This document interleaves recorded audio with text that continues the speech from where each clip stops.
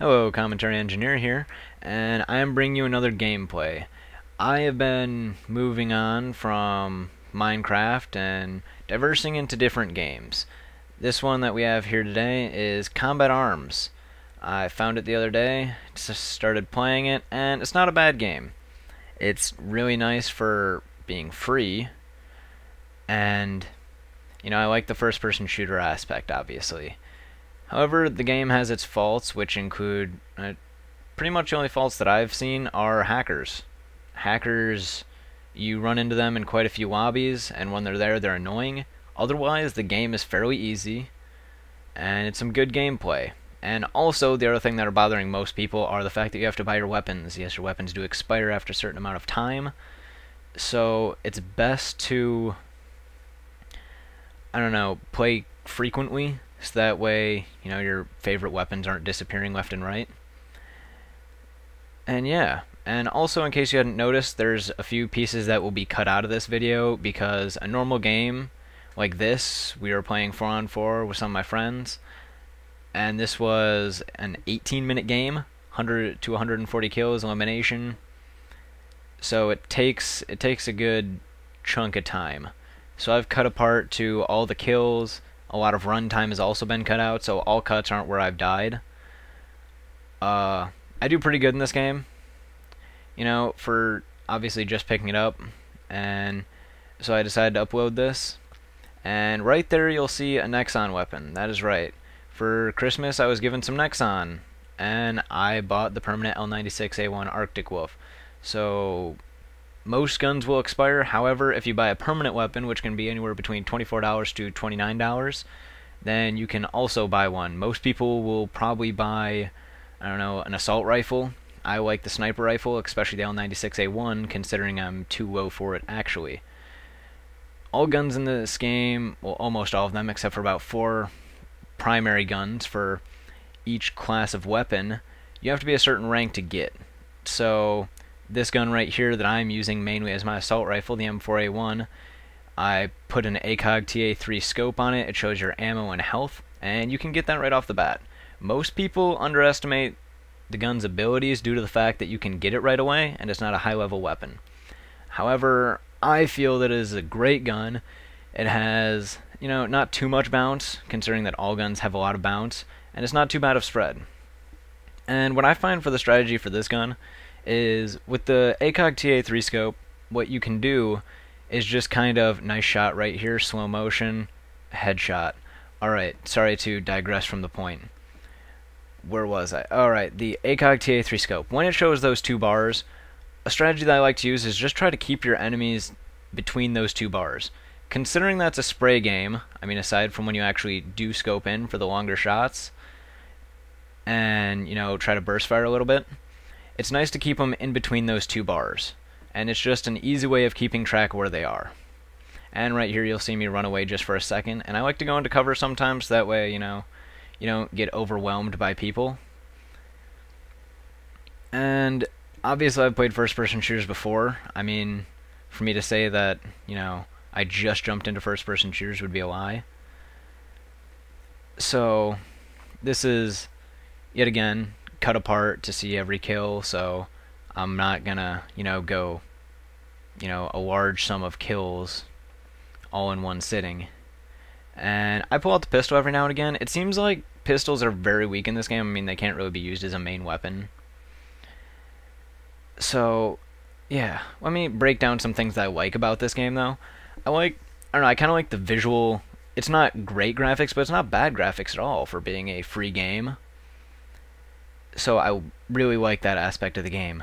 Along with, it shows, 28 kills in big letters. I don't know why, it just kind of makes me happy and feels good about myself. And another part that I like is, the double kill, the triple kill. It just puts it in big bold letters, and, it makes you feel like you did your job. You got shit done. And I'm going to throw a grenade right there. I don't know why it really didn't kill him. But then I jump up over. It's nice to know the maps a little bit. I know them enough to where I can move around, jump over things. I try to, get behind people more than I try to outshoot them. You'll see me get in a few firefights where I win, but mostly kind of like shots like that. I just try to find the spot to where I can shoot them comparatively, and also right here. Instead of, forcing the firefight to where you're going to lose health, you want to savor your health. In this game, it's very, very, it's very kind of crucial to keep your health with you because you don't regain it. And what I would suggest if you're just getting out also, you see me pick up a gun back there, I would suggest picking up a lot of guns when you first start out, and see what you're good with, because what I've learned is nobody's good with the same thing. My group of 4 friends, none of us really use the same gun.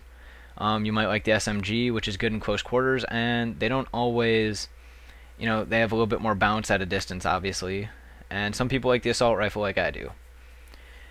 And another thing in this game that I've found is ammo. If you go on a nice, little spree, you will run out of ammo. So you want to know how to pick up other guns, stuff like that. Break out your secondary primary. That may sound really weird, but if you hit one the second time, you get your secondary primary in your weapon slot A in your backpack.